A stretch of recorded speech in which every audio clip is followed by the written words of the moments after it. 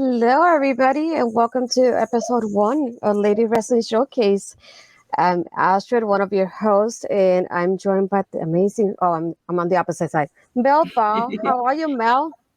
I'm doing fantastic, Astrid. I have been in such a funk this week, but I have been so looking forward to getting on here with you and talking some awesome women's wrestling and some of what got us into women's wrestling. How are you doing today? I'm nervous being the first episode and all hoping I got everything well done. But I'll take it as a try and error. So I'll learn from this one and do better on the next one. But at least I'm not muted like Parrish. So that's progress. It's a step up already. Yeah. Yeah. Thank you, Ed, for stopping by. I appreciate you as always showing up whenever we do something together.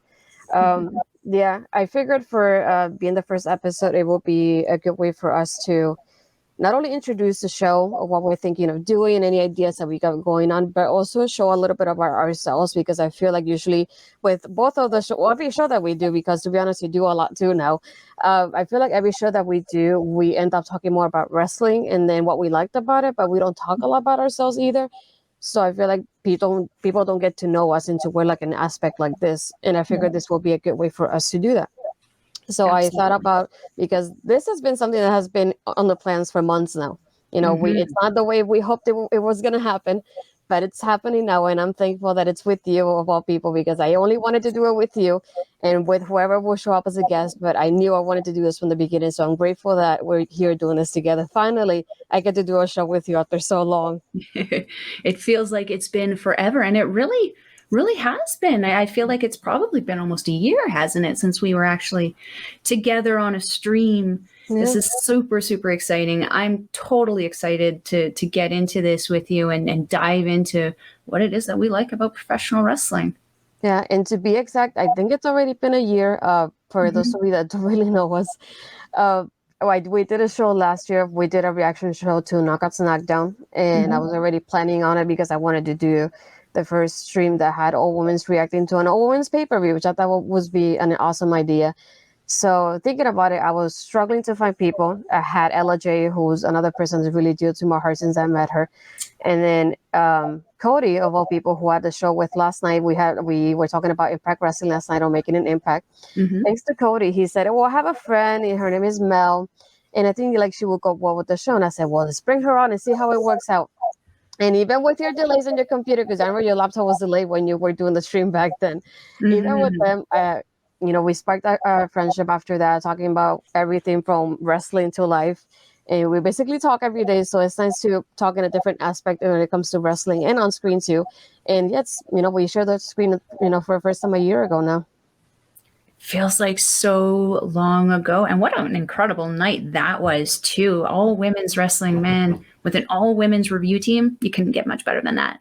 Yeah. So I'm really grateful. It was one of those things that I was struggling finding people to do the show with us. And so it was always one of those things like, I kind of wanted to do the show, and then I kind of didn't want to do it because I was struggling on that aspect of it. But at the same time, the way it ended up being was perfectly exactly how it should have been for us. I got to not only meet Ella and work with Ella for the first time, but meet you and work with you and get to know you. So that's why I'm really grateful for Cody for connecting us to begin with. 100%. Cody is the matchmaker. Yeah. I figured we could start with a couple of questions that we had. And if anybody comes in the comments and they have questions that would like for us to discuss, bring them up and we'll talk about them as we go along. I figured it will be a good way for people to get to know us a little better. Because I know a little bit of what you watch now, but I don't know how it was before for you. And even you don't know that much about that part of me either. But beginning to think, like, when did you really start watching wrestling? So I actually vividly remember, I did mention it a little bit on Chop Talk, but I'm going to mention it a little bit more in detail here. My first kind of introduction to professional wrestling was WrestleMania 9. So that was the WrestleMania at Caesar's Palace, where everyone was kind of coming out on like animals and stuff. And like, I remember the first thing that I saw was falling off whatever animal it was that he rode in on, and I was like, this is hilarious, I'm interested now. And then we got the wrestlers, and I was absolutely enamored with, of all people, Tatanka. right from the get-go, because I looked at him, and you can look at what I'm interested in now with the flamboyantness of Japanese wrestling. He was a complete character, very much like the Undertaker at that time. Mm-hmm. And it just was so fascinating and so interesting to me. I was hooked because of Tatanka. So thank you, Tatanka, for getting me into professional wrestling. That was the earliest and first memory that I had of professional wrestling. And then after that point, it was a battle of me and my mom, because my mom, very, very loving, supportive mother, but man, is she very conservative. And she didn't look at professional wrestling as we as professional wrestling fans, the smart ones, look at professional wrestling. She looked at it as a hyper violent UFC thing. And even though I could show her that that wasn't the case, unfortunately, she wasn't really willing to kind of listen to that kind of concern. So I got really good. Forgive me for saying this, and don't encourage your children to do this. I got really good at lying at my parents and hiding that I was watching professional wrestling. I was an only child. They would go off to, my father was military, so my father and mother would go off to their military banquets, and here I would be at home sitting there sneakily watching professional wrestling when I should be asleep. And I would stay up until I heard the garage door opening, and then I'm running into the room to hide it. This continued throughout my entire adolescence, and at this point I still only really had WWE to go to. I did, however, in my time, we did move to the U.S. for 3 years, Central Missouri there. I'm sorry for anyone who lives there, but I did call it misery. When we went there, it was hard for me to find the right channel to watch the professional wrestling on. And then at that point, my mom's still around, house is smaller, the deal. I was also introduced to ECW, the original ECW, before the WWE swallowed it up and made it the weirdness that they made it. I was introduced to that. And as a child, I was like fascinated by it. But now as an adult, going back and looking at that, I'm like, I can understand why my mom wanted me to avoid that stuff. Ironically enough, a Valentine's Day present that I got from someone I dated like years ago was like the bloodiest matches of ECW.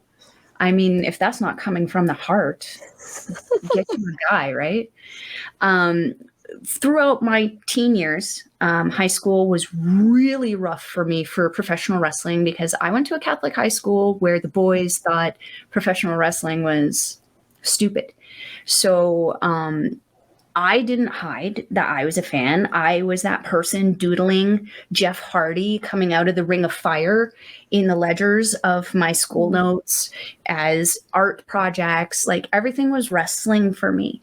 And I got made fun of a lot for it. I got come down on so harshly, especially by like those hyper masculine males that were like, the football team boys who I had the misfortune of being the only girl in the gym class with. They would tease me relentlessly of it. But I stuck by it because it was something that I liked. It was something that I was passionate about and something that I, at that point, wanted to do. I wanted to be a wrestler. I have binders still of like the clothes and stuff that I would design for myself, music that I thought would be appropriate, stories that I thought I could fit into. And then I tried wrestling. I stepped into the ring with someone who I don't think probably should have been training anybody. The way he was treating everyone, it was not professional, and it was not very safe. It was through University of Alberta. It was like 2 decades ago. I don't know who it was by or what it was, who was put on, if it was a local promotion or just somebody trying to make money off of the university students. I don't know. But I took a bump, my first bump, within an hour of being at this place, which anyone who knows professional wrestling knows that's probably not a good thing. But when I actually was able to regain my breath from that bump, I started bawling and I walked out that door and I never came back.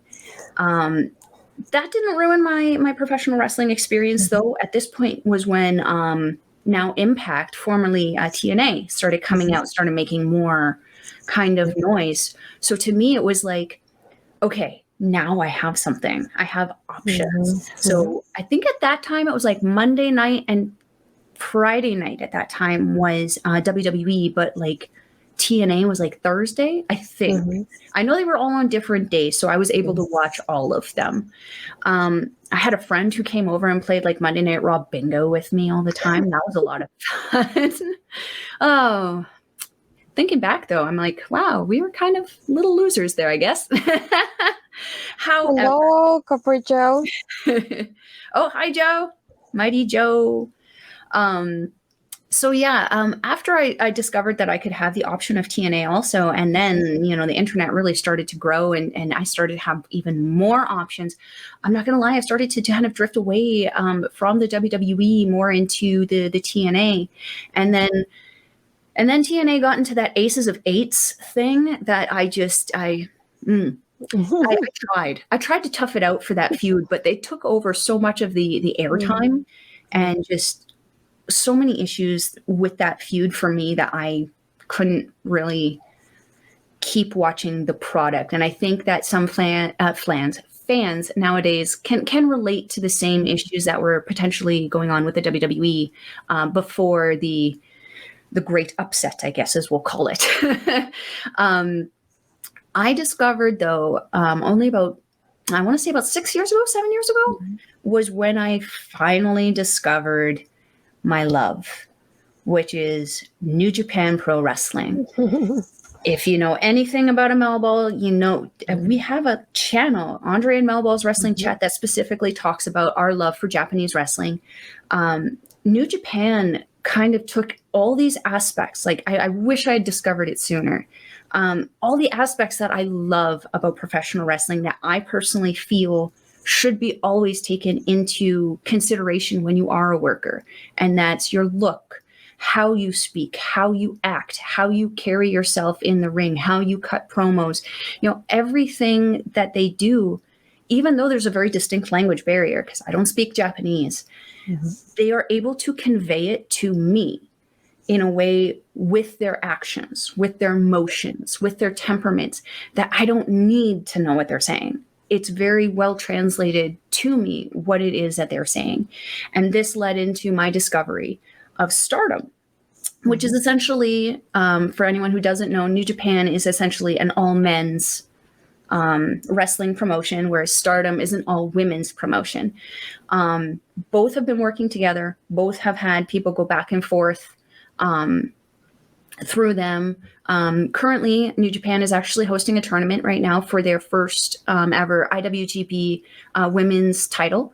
Right now, I think the final one match I know that's for surely going into that is Kairi. Everyone knows Kairi Sane from her WWE days. Kairi versus, I think it's Jazzy Gabbert, the alpha female. Oh, yeah. Wow. That's going to be an incredible match. But again, look at these two women. We have one little Japanese woman who thinks she's a pirate.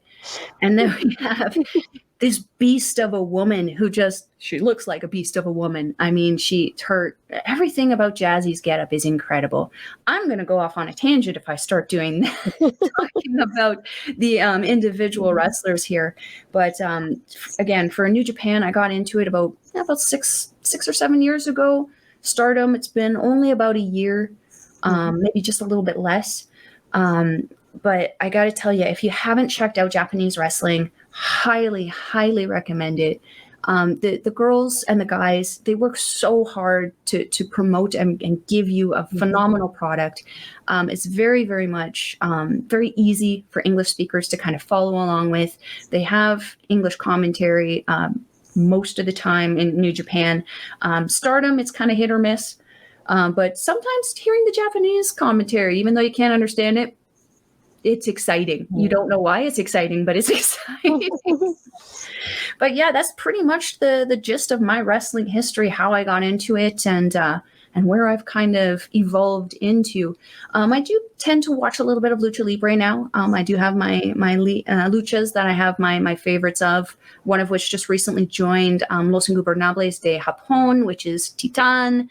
You also got Arrow Boy. You got people like Los Guerreros and CMLL. There's just so many people. Of course, one of the top tens this year in the PWI 500 list. I always butcher how to say his name because I can't speak Spanish. Gio del Vil Gio de Hijo del Piquingo.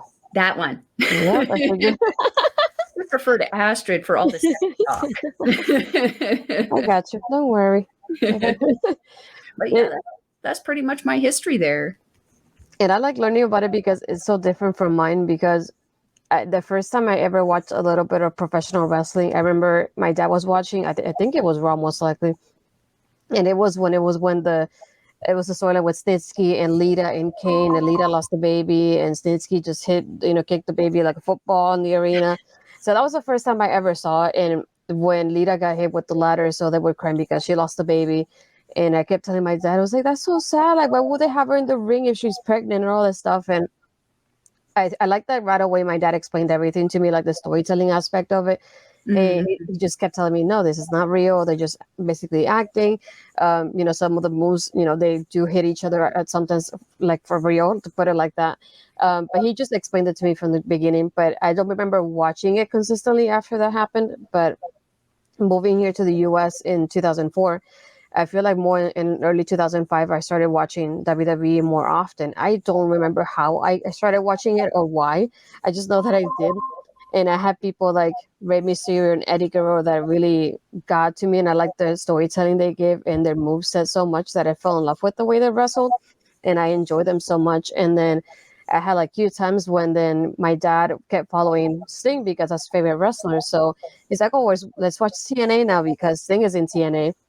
And we kept realizing that people would leave from WWE to TNA. So we kept watching TNA to, be loyal to those people that we were following because we loved them so much. And not only that, but having people in TNA, like those TNA originals, like AJ Styles and Kazarian and Daniels, it was the first time we watched them, but we fell in love with the way they were wrestling, and even Samoa Joe. So just like we kept watching it. And I really fell in love with the way that they portray women's wrestling, because I kept thinking they have, even though people like to credit WWE for the women's evolution, I credit more Impact with starting that, because before WWE started having all these firsts with the ladies, TNA had already done a few of them. And it's just an incredible thing. Like they had so many extreme matches, so many like aggressive matches, stipulation matches, and it's just, you never think about it with the women, but TNA did that first. And I started following it because I started liking women's wrestling. Thank you for stopping by, Anthony.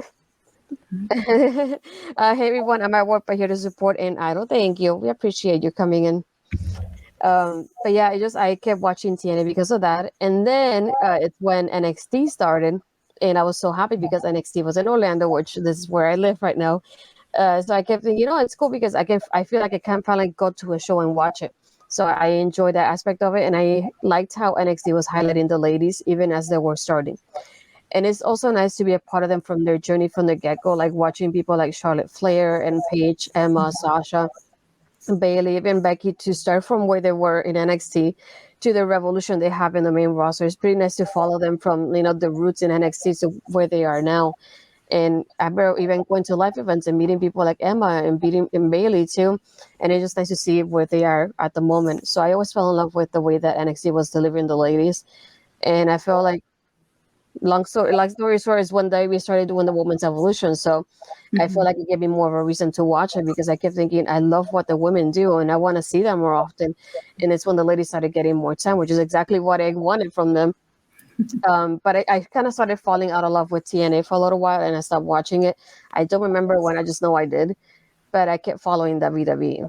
And even now, I try watching like AEW, for example. AEW, which will be on the topic, so I will be getting a future episode. AEW is one of those that, as much as I love the roster, they need to do better with the women. But that's for another day, another episode.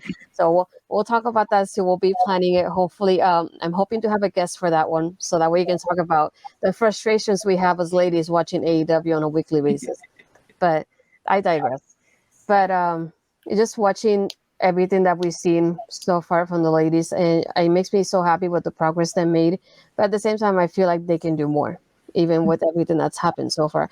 So that's something I wanted to highlight here, and I wanted to have a guest every now and then Yeah, even with Mel here, whenever Mel can't do it, if being somebody else to do it here with me as well. But mostly it'll be Mel, and I just, if we're gonna try to recap any highlight any special moments that we had in wrestling during the whole week, but also have some sort of topic in the show. And the AW Women's Division certainly one that's at the top of my list right now. I'm telling you right now, everybody. Um, but now that you mentioned earlier, you were talking about Tatanka, but I wanted to get more into that. Aside from him, was there anybody else that really influenced you to keep watching wrestling? I mean, in that era, I mean, everyone's going to know that was the Bret Hart era. That was the Shawn Michaels era. And I was no different. I was very, Bret Hart's Canadian. Obviously, that's going to be something that I kind of get drawn to, especially being from Edmonton. I mean, it's a 4-hour drive from where he's from. And like, I even know people here who have trained in the dungeon, in the Hart Dungeon. So it's obvious. I had a very big fangirl kind of thing going for him. I mean, Shawn Michaels, he was the sexy boy, he was the boy toy. And I'm pretty dang proud of the fact that, when I first started going out to the bars and drinking, I would get shots bought for me because I could sing the entire Shawn Michaels entrance song. And I would get a shot per chorus that I was able to sing. And let me tell you, there's a lot of drunk nights for this Melball. But also within that era, that was when The Undertaker was at his spookiest.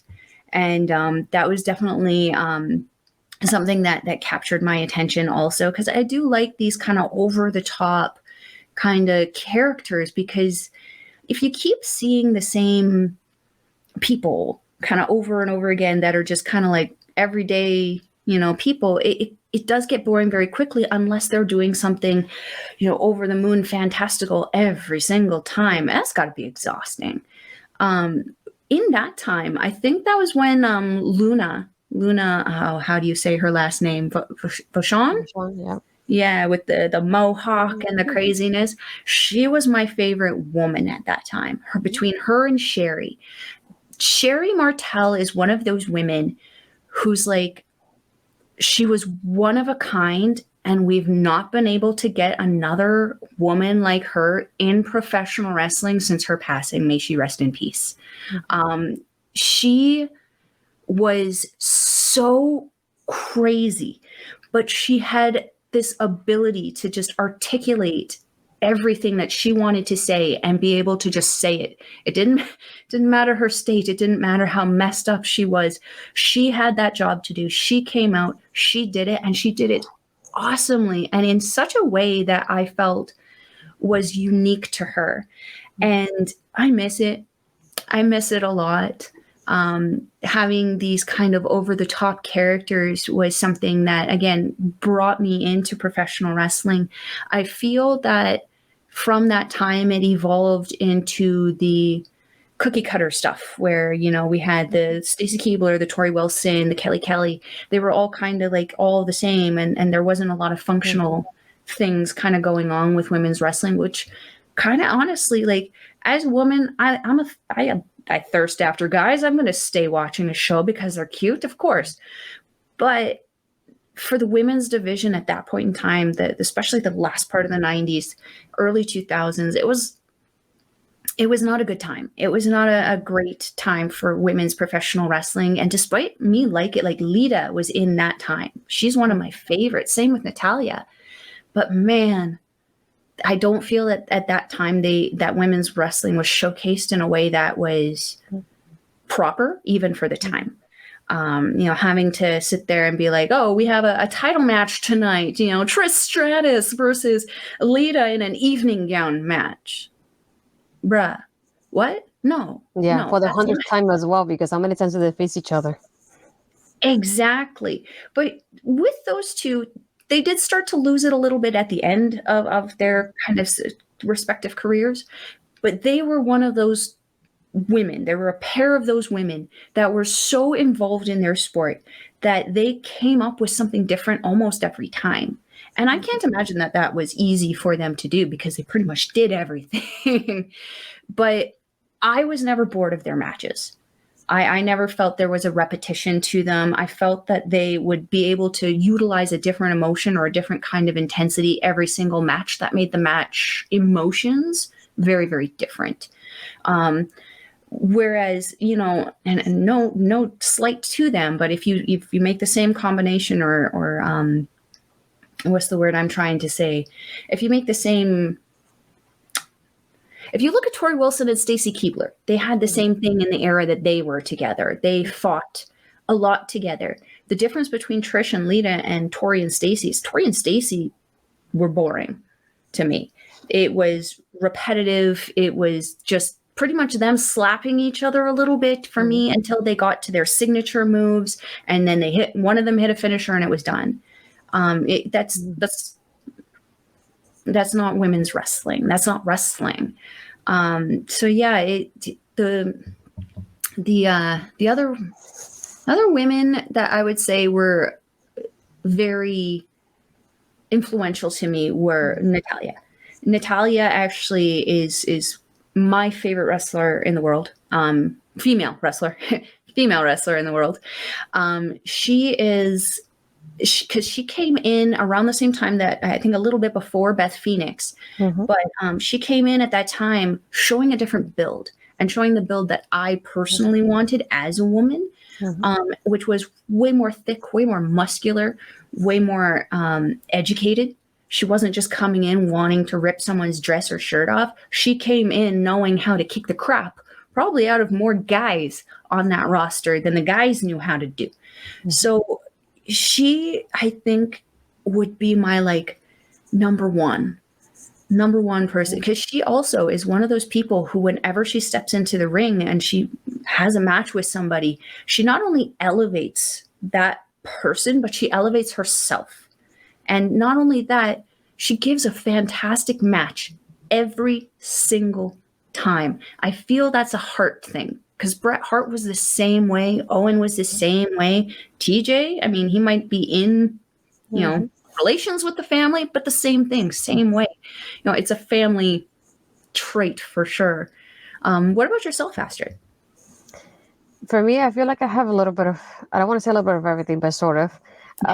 Because I remember watching, obviously you have the Trish and Lita, and you like them because I feel like at the time they were the women that really got the opportunity to elevate women's wrestling in some way. So it's like you're bound to like them because you see them so often. But I ended up liking people like Victoria very often. And then when she went to TNA, I followed her in TNA as well, and I just love how she moved, and I love her, her performance and the way she was a heel and a face as well. So I really enjoyed watching her. And then later on, I feel like going back to TNA, I ended up liking Rosita and Sarita, who it's one of them is Zelina now, ironically. And I remember watching her back in, I don't know if it was 2011, 2012 probably. So I feel like I saw her have that evolution to what she is now in WWE. And then I feel like later on, I enjoy people like AJ Lee, because I feel like for the first time, not only do I have somebody that's Puerto Rican, no offense to Lillian Garcia, who's Puerto Rican as well, but she wasn't wrestling though. But we finally had a Puerto Rican wrestler. So I feel like that with AJ. And not only that, but seeing somebody who's also very nerdy. It's oh, I like comic books and video games, and it's okay to like this, but still be your own version of girly. There's no set of what it is. So I really enjoy that about her. So I really enjoyed NXT when they started doing stuff like that with the ladies being different and letting them show who they are. And I ended up liking people like Naomi, for example, because I love her athleticism, her, the way she changes. And, whenever she has something said, like right now with the glow she sets on, and she goes all the way with whatever she's given. But at the same time, I had people like in NXT. I started loving Paige. I love with Paige, not seeing her like that alternative rock music kind of thing and being like that emo, but at the same time, she's loving wrestling in the way she is. I really love seeing that as well. So it's just amazing to see people like that. And look at Marco Green with Green here. So family is definitely China. Yeah, I didn't get to see China very often. I wish I did. I ended up seeing clips of her a little bit later on. So I wish I would have seen her live more than anything, but I didn't. But yeah, I started falling in love with a lot of girls from NXT. So my 4 horsewomen, who are very dear to my heart. As you probably see a little bit later, I have my Funkos there with the 4 horsewomen for that same reason. But I feel like I ended up liking a little bit of everything from everybody, because I like the 4 horsewomen. I like how dedicated they are to elevating women's wrestling. But then I like somebody like Alexa Bliss, who has transformed so much into what she is now. And she's very nerdy as well, like in her Disney too. And not only that, but having her dark side and everything she did with Bray Wyatt. So I feel like I like how everybody has been involving somehow. Thank you, Parrish, for stopping by. I will be using to get the life and I appreciation of agree. WWE's Lisa Ivory. That's another one. I agree. I agree. Especially with her right to censor stuff, to go from, that where she was wearing very similar outfits to the girls, the sports bra top, the little, barely there shorts, and I think a little purple sash thing hanging off of there. She really did step herself up, and she was a phenomenal wrestler. Phenomenal wrestler. I remember, I think there was a match. I think it was just a regular match on Hey Ella. I think it was just a regular match on like Heat, like when Heat was still around, between Ivory and Jacqueline. And that was, I remember going, this is like one of the first true women's wrestling matches that I'd ever seen on WWE that didn't involve someone removing their shirt or something, and that it didn't look sloppy. And when I say sloppy, it's like at that point in time, because that style, the evening gown, the pull off the shirt stuff, that was such a popular match at that time, I found that a lot of the women didn't really know how to be scrappy in the traditional sense of you are a wrestler, wrestle. And maybe they just weren't given the chance either. That could be an incorrect assumption on my part.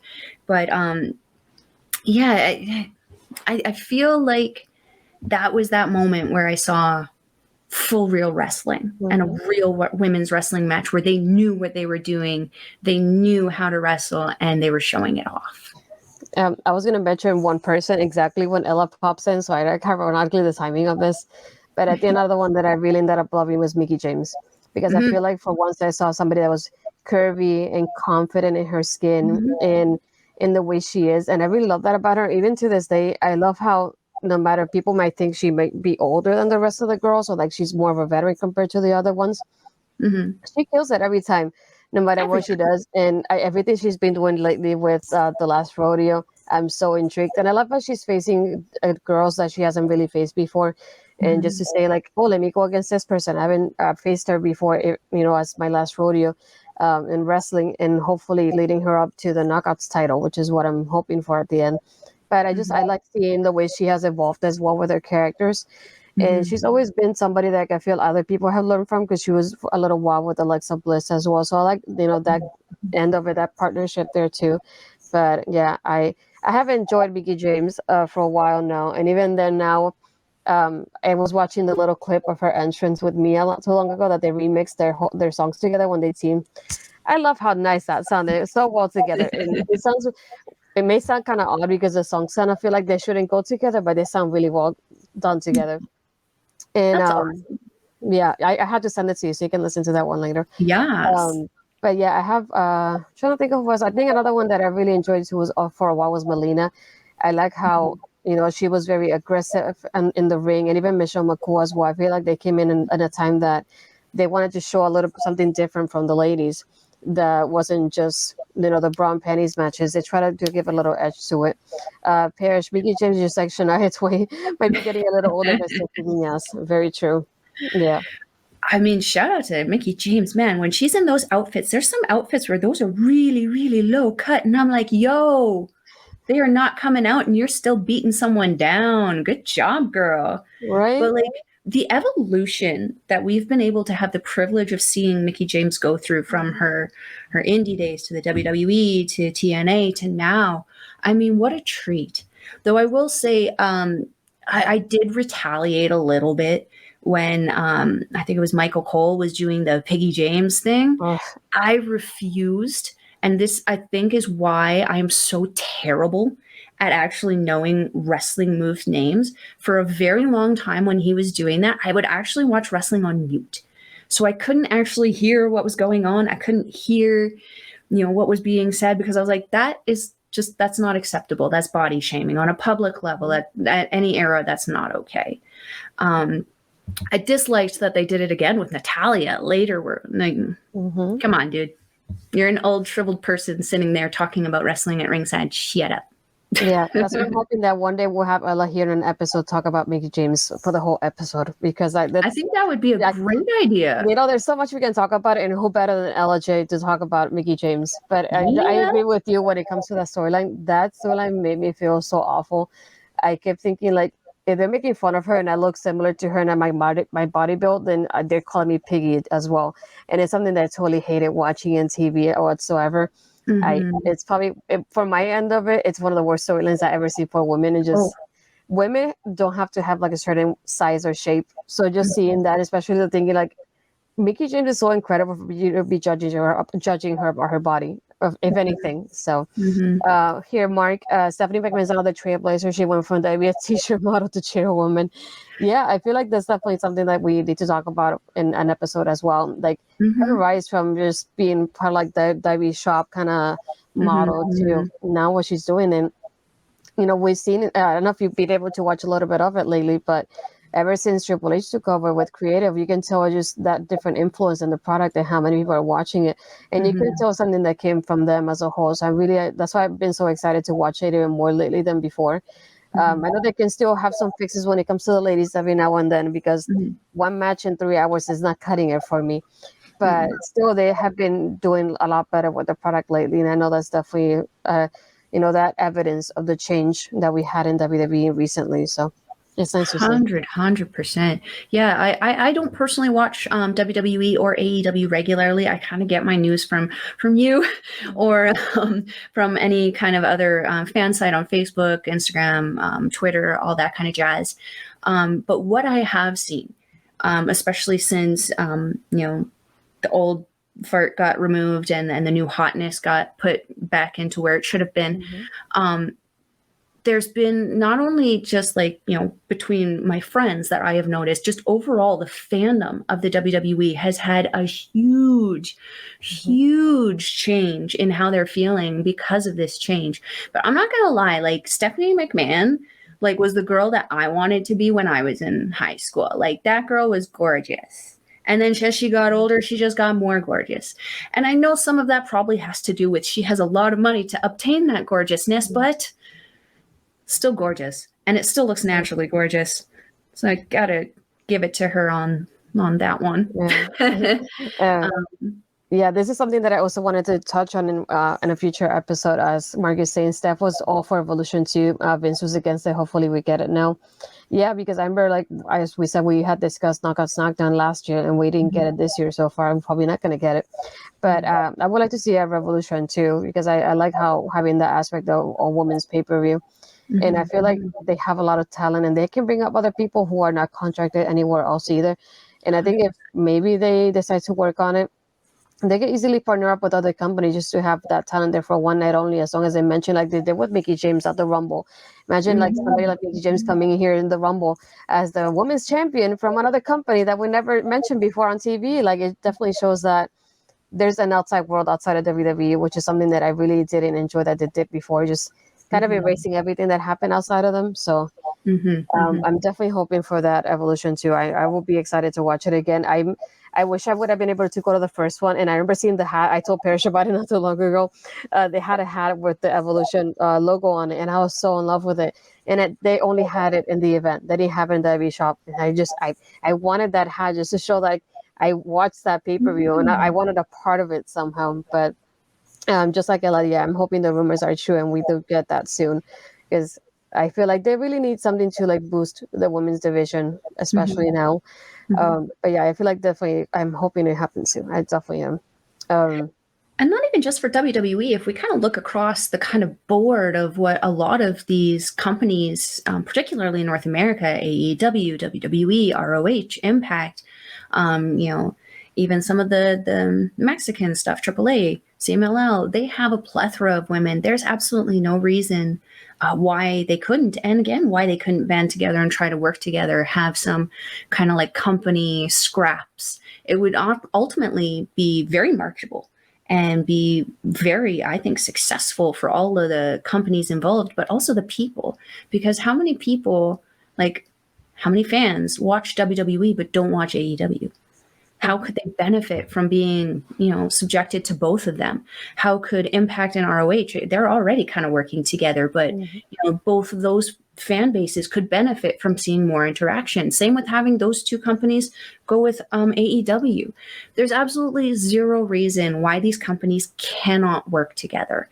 And I think if they actually put their differences aside and actually sat down and talked out a business structure, they could probably actually make something work. We just got to give them some time to kind of figure it out, because obviously I'd be hesitant still approaching the WWE, because even though it has made these huge leaps and bounds, I kind of still sort of feel like there's not entirely 100% not shadiness happening to some degree. I think they got to work that out before that people will want to trust them to work with them. But I definitely see the huge benefit of the companies definitely working together to promote their women's divisions. Yeah, and I think we saw a little bit of that one, what NWA did in Power as well, because they brought in talents from a little bit of everywhere, except for WWE. But still, you got to see a little bit of everything. And I feel like as fans, if you enjoy somebody's performance, you will follow that person wherever they go. So if you like them there, you follow their careers going forward. So it will benefit the other companies as well in the future if they do see somebody they like. And you never know who you'll see in those events, and then they come up to be something completely different later on. But it's nice to be able to watch them from their start somewhere. Like it could sound like it's small, like NWA, but and they end up in the big leagues like WWE. You never know where people will end up later. Oh, And 100%. yeah, but I feel like for WWE, I know that it's something that, even though it's a process and it's something that came out of nowhere in a sense, even though it really didn't. So that's why I'm hoping that they will change on that aspect of it. I'm thinking they'll start with the product to get people interested again, and then hopefully later on they decide, it's better for us if we do work together with other people. They just have to find the right way to do it too, so everybody benefits on it. So I feel like it's something that hopefully in the future they will do it. We'll see. Another thing that I wanted to touch on, because I know about myself, but I don't know about your end of it. But when or how did you start in wrestling media? Oh, in wrestling media, that was just recently.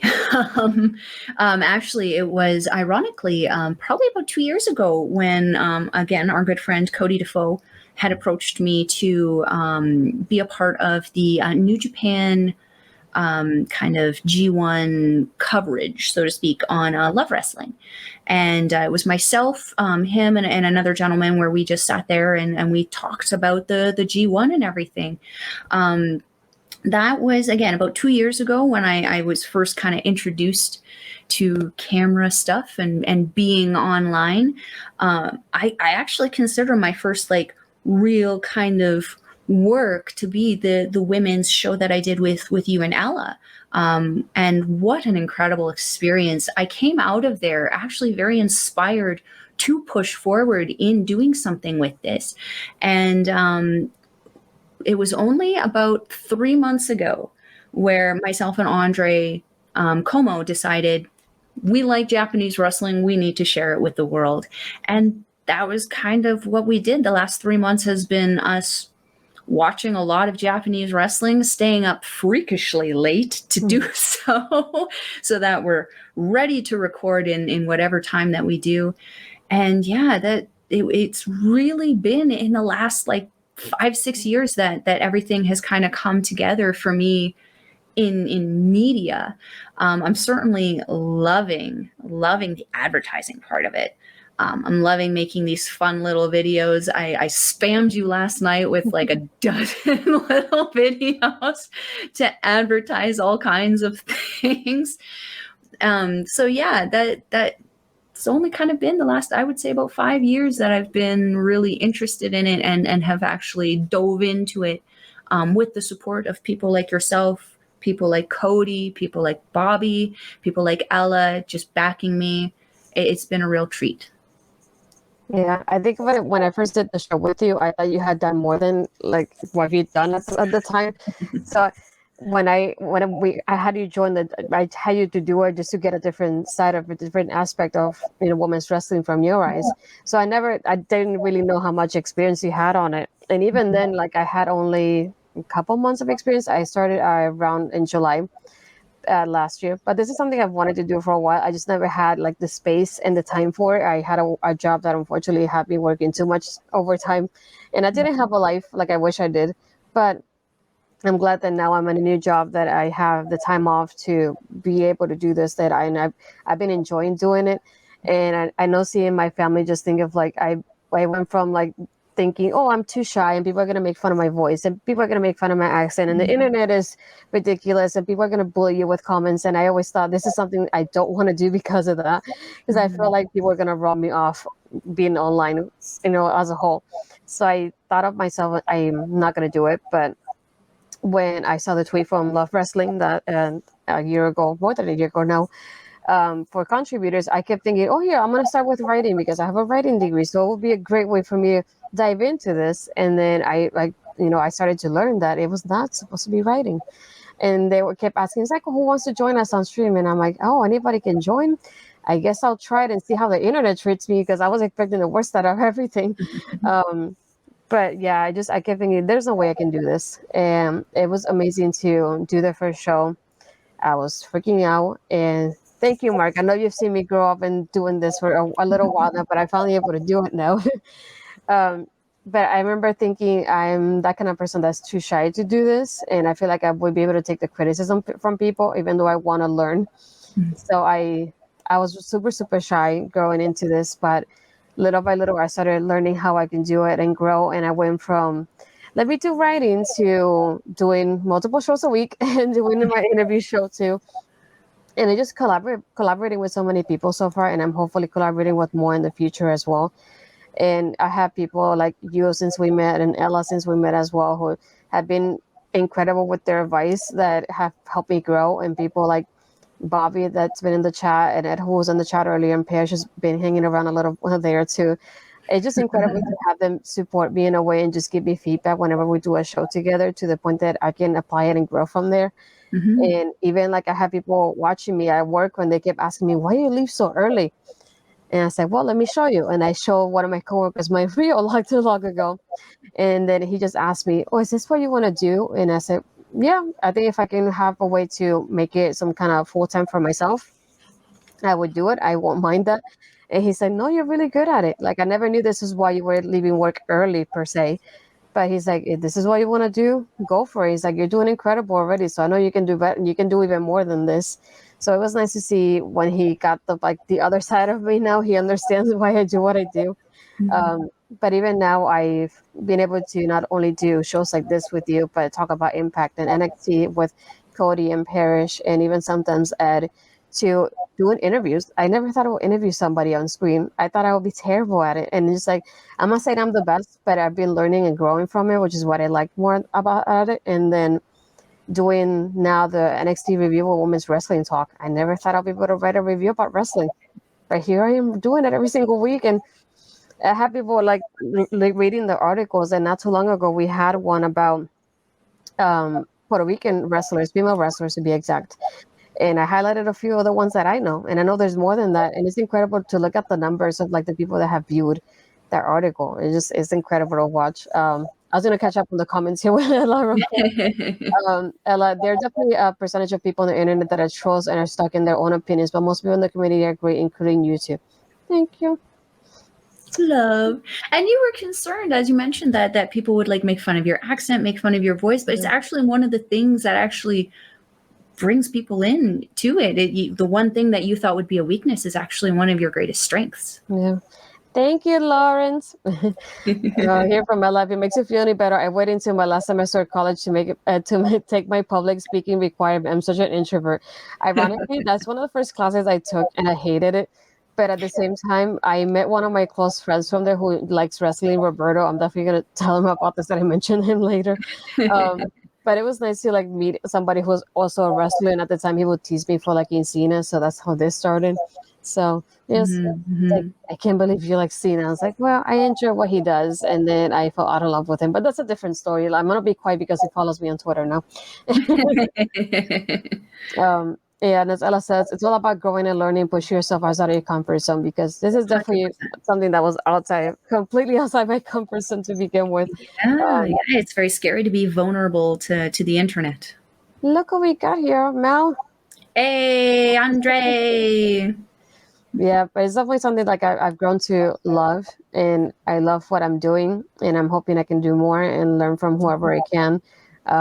I've had so many goals. Like one of my goals was to join a media call, and I remember Ella sending me her invitation so I could do it instead. So I told my boss, and I clocked out of work for an hour so I could go to another room just to be able to do this media call because I wanted to do it and I had it on my bucket list. But even now, I've interviewed a few people, and I'm hoping to do more soon. I reached out to a couple people. I have maybe 2 responses that I'm waiting for, perhaps 3 soon. So you never know.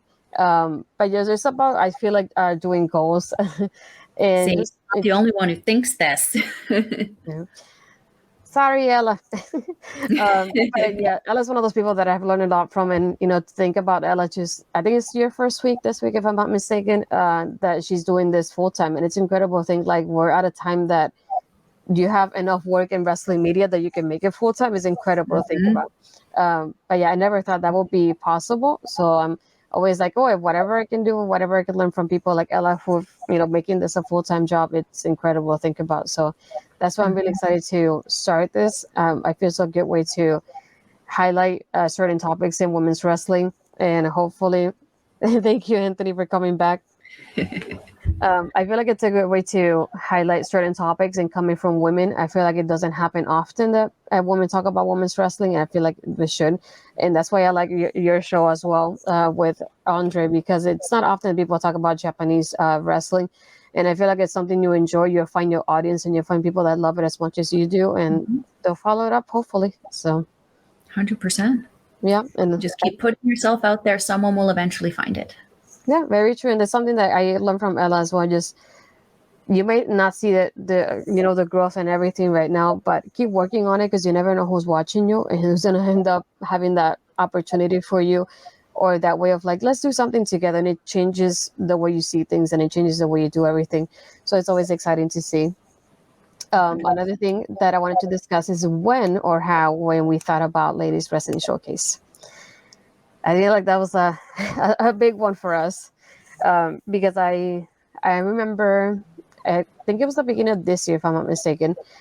I said I wanted to do a show about women's wrestling. If you all can see of my past interviews in Astrid Ask, I want to highlight women's wrestling in any way that I can by interviewing wrestlers on a monthly basis. But I wanted to also have a show that we could bring a certain topic and just say, look, today we're going to talk about the women's evolution and how, what we think about it and how it's going now, or even dedicating the episode to like a certain person, like we mentioned earlier with Mickey James, or even saying we want to dedicate this episode to the way, the Sasha Naomi thing. That's something that I feel like a lot of guys were discussing, but a lot of women were not really talking about, and we should.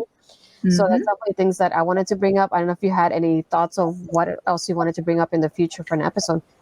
I mean, those are a couple of very major things that we need to talk about. I think something else that we might want to talk about, something that kind of had been, that I noticed anyway, a lot of people complaining about is the evolution of Charlotte Flair.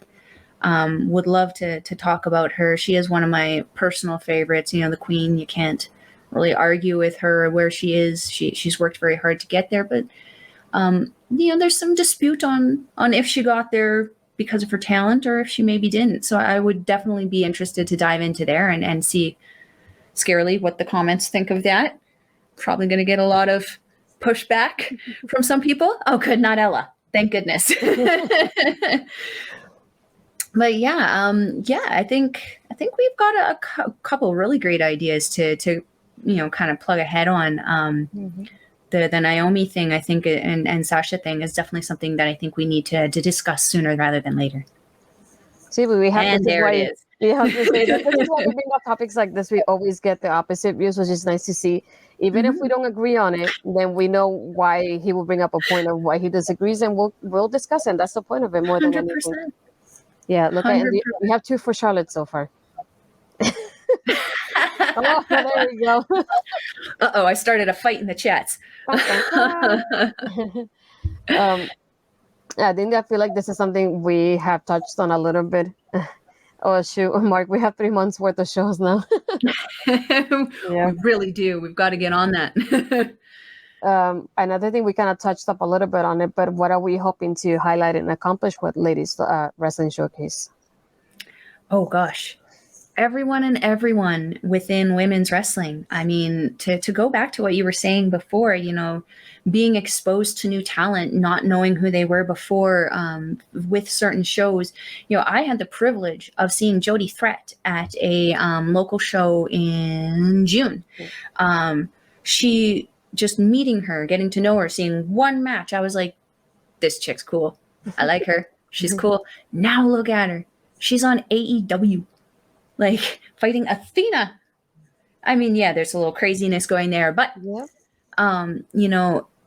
I would love to be able to use Ladies Wrestling Showcase as a chance to talk about some of the things that we have seen happening within professional wrestling with the ladies, involving, for example, the Naomi and Sasha thing.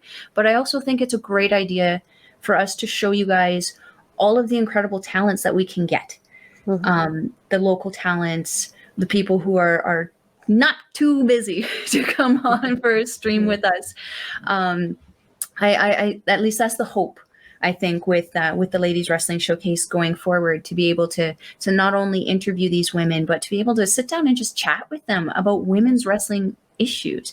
Maybe at some point we can, handle some of the way back things that maybe we didn't think were too great, but we definitely have the opportunity to really kind of branch out on our discussions here. I mean, especially me, I'm a little scatterbrained. One thing always leads to another with us.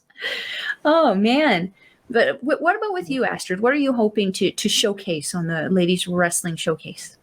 Yeah, it's like you said, just bringing up those topics that I feel like women should touch about, that if a guy says it, it's not the same as when a lady says it, when she's the one experiencing it, especially in such a male-dominated industry in wrestling. But and also I want to clarify for later on, this is not always going to be live. We're hoping to do it hopefully bi-weekly, but if we have some issues, we'll record it, but we'll put it on Twitch and YouTube as well.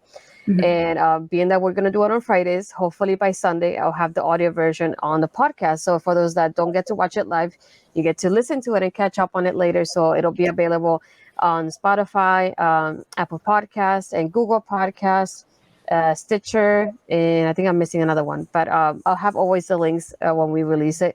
And I believe it's on Tuesdays. We're gonna have the replay on Breaker Media.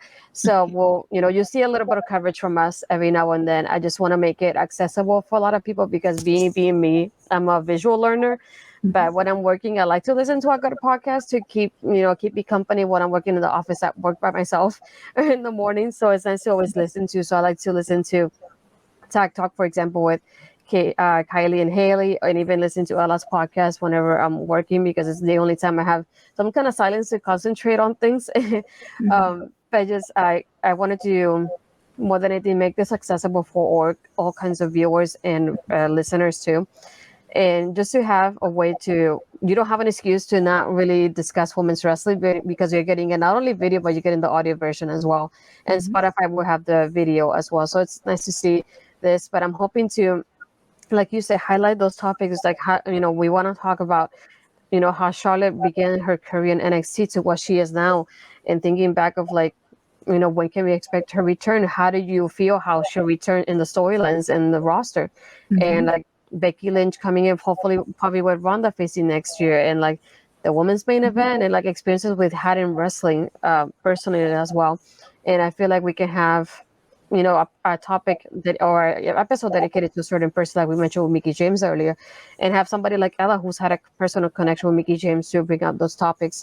And I know I'm gonna name people, but like I said earlier, I want to talk about the AW Women's Division, and I see somebody like Miss Kayfabe from Fightful on Twitter who is always talking about it. And hopefully one person that I would love to have on the show to talk about that, because I see her and how passionate she is about that, and about wanting more for the woman in AEW.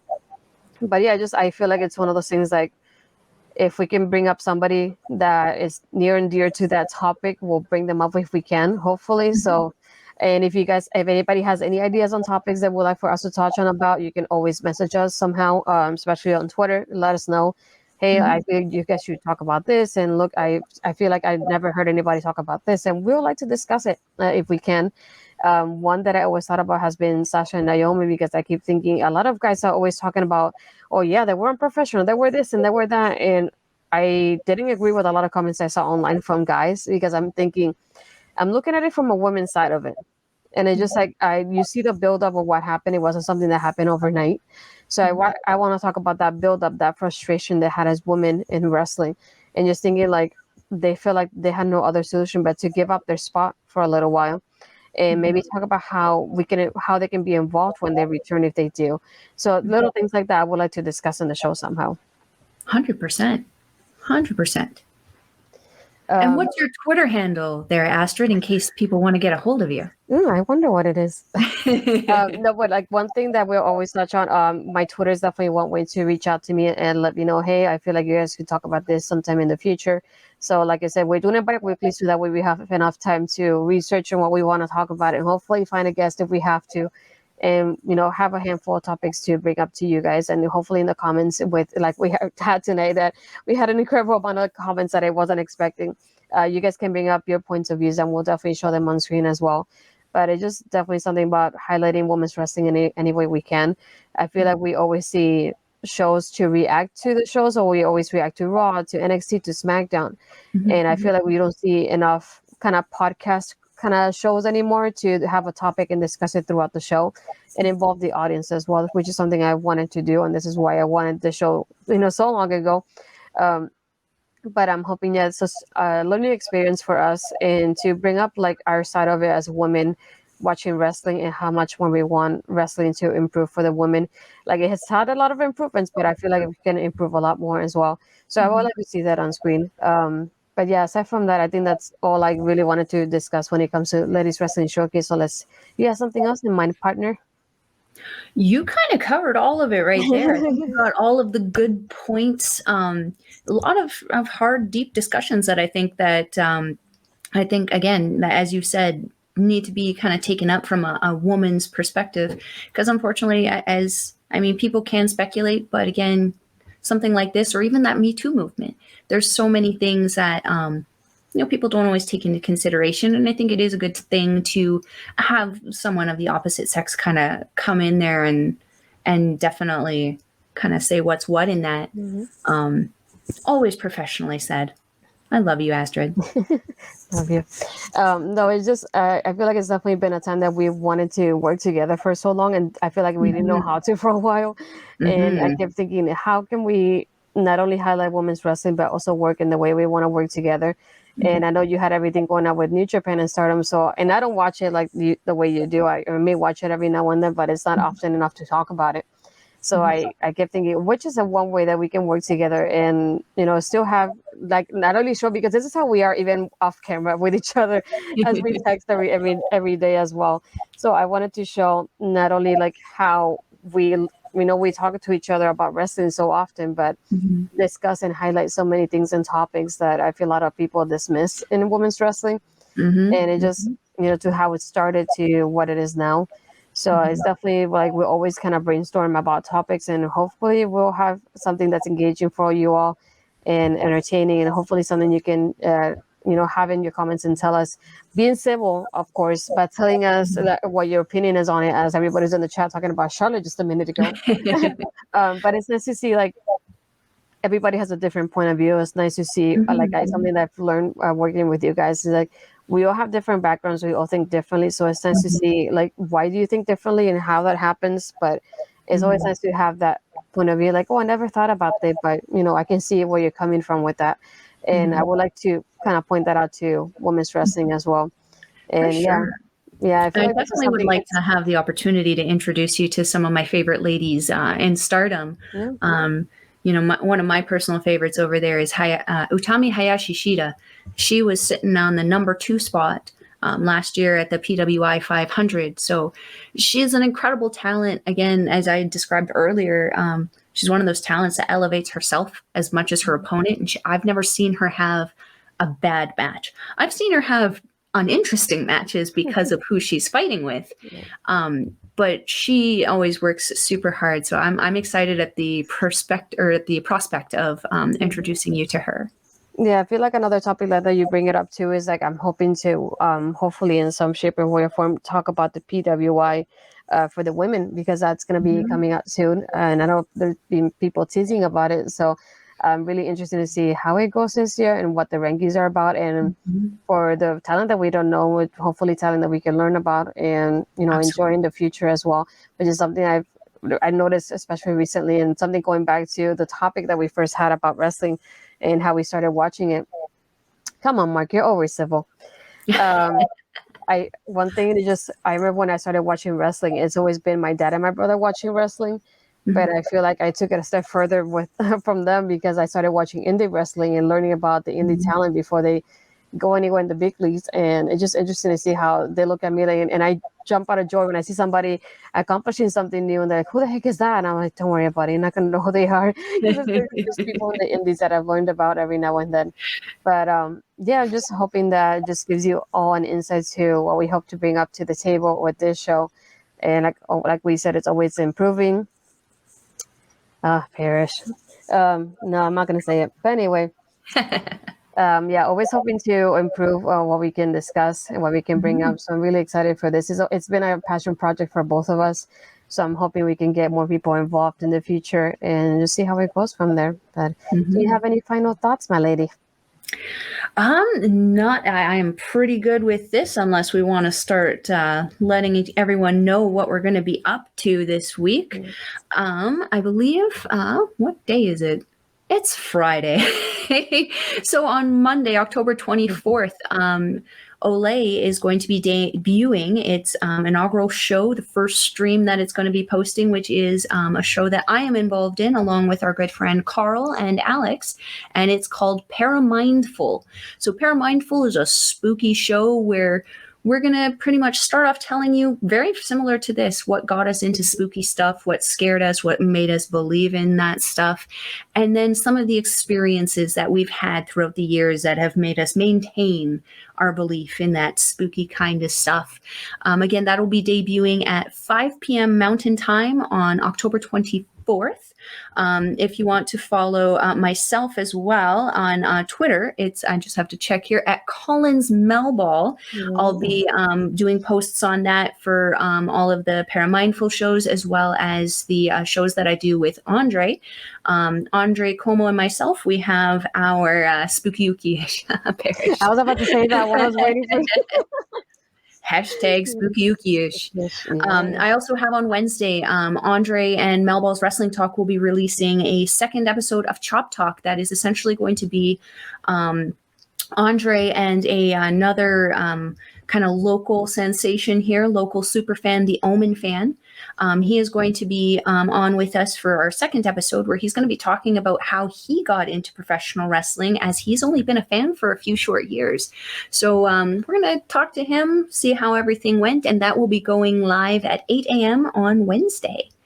Other than that, you can follow me on Instagram at Melball Collins, where I'm having fun playing with reels and transitions and spooky Yes. ish and advertising Rogue Energy Drink. Rogue Energy Drink, I don't know if we wanted to discuss this, but we are an affiliate of Rogue Energy, and I had the privilege of trying it out earlier this afternoon. It was amazing. This drink, I tried the blood orange one. Astrid, I don't know if you've had the privilege of trying this stuff yet, but it literally tasted, as I was drinking it, like I was eating slices of a blood orange. It was amazing flavor. But let me tell you, the focus that it gave me to be able to go downstairs and do my workout, like I said, I lost track of time.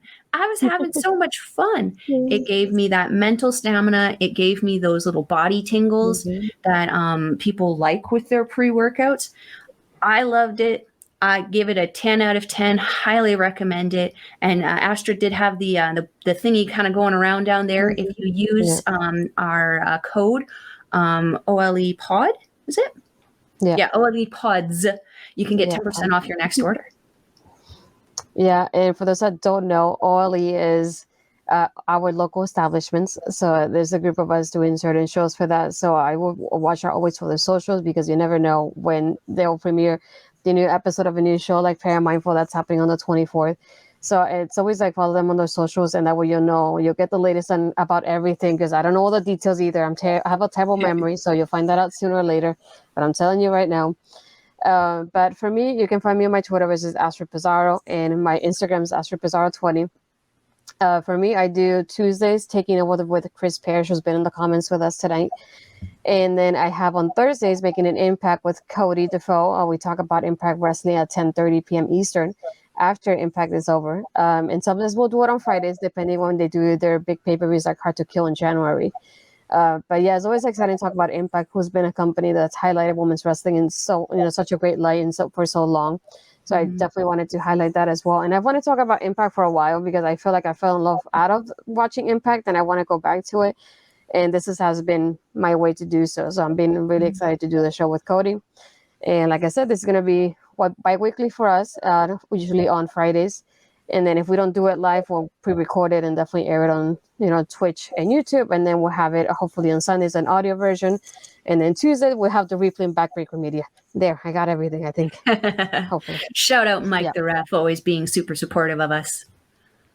Yeah, Mike is definitely one of those people that a lot of people don't see us working like in front of the camera. Behind the scenes, he's very supportive of what we do and always shouting us out and helping us out in any way that he can. So I really appreciate Mike whenever he gives us that support that he does. Thank you, Mike. Yeah, but I think that's it for us for this episode. We're really excited for what the future holds for this show and this new passion project for us. But we really appreciate anybody that came in here tonight in the comments. Really grateful. So if anybody can share our streams later on, that'll be on Twitch and YouTube. And follow me on Twitch and subscribe on YouTube for the future episodes as well. And anything you can share and like that, we'll really appreciate it. So before we go on tonight, appreciate everybody showing up tonight and have a good night. See you next time.